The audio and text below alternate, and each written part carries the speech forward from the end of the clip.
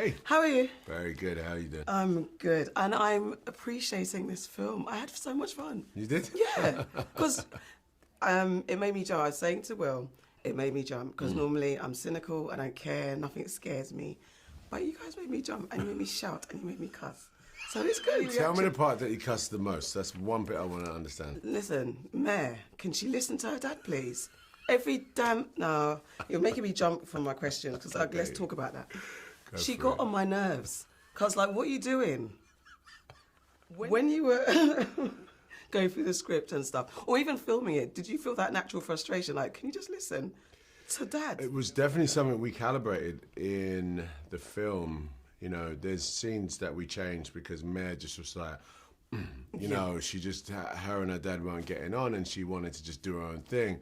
But we just were like, that wouldn't happen. Okay. That wouldn't happen. And so we had to leave a little bit in it because it is part of a dynamic that feeds into the overall story between Mare and her father, you know. But yeah, no, I hear that. I hear that. It was. I just wanted to get I don't want to. Can't even do spoilers. But I was going to say that in those moments, it was very Gen Z versus the old Gen, because in her moments of I'm not going to listen, I'm going to do what I need to do, actually help the situation in some situations. Yes. So that kind of actually, we've got to listen to the kids sometimes. No, you do. My character in the film is not like an action hero. He's not an ex-Marine. You know what I mean? He's like a guy that can just do what he has to do. He's a doctor. He's pretty smart, but he's no fighter. You know what I'm saying? And, you know, even though the film is like man versus beast, it's actually not. It's man running from Beast until he decides that he has to do something else. I appreciate the bit that also you got beat. Like, can I say this? The way you wrestled a lion, it was really real.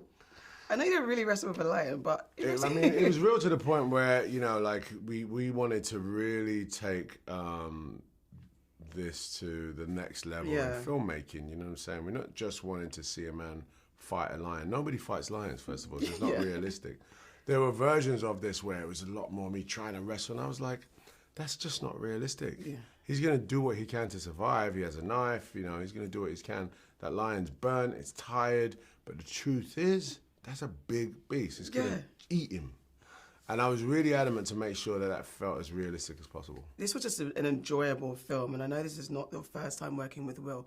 What's his special sauce? What's you guys' dynamic? Why is it that you say yes to working with him?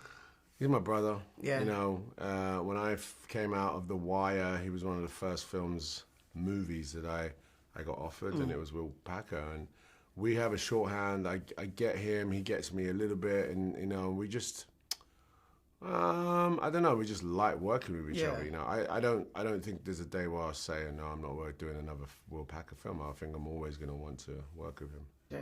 I love this. I actually enjoyed this. You did? Did you enjoy filming this? It was hard to film this. This is a tough one because we were in the middle of nowhere. It was, you know, it was South African winter. It wasn't warm, even though the sun was up, but it was cold. So it wasn't like an easy movie. We were in the middle of nowhere, like I said, you know, and there was all sorts of things creeping and crawling around. Yeah, I've heard. I'm with you on the bats, mate. Later. Thank you. See you later.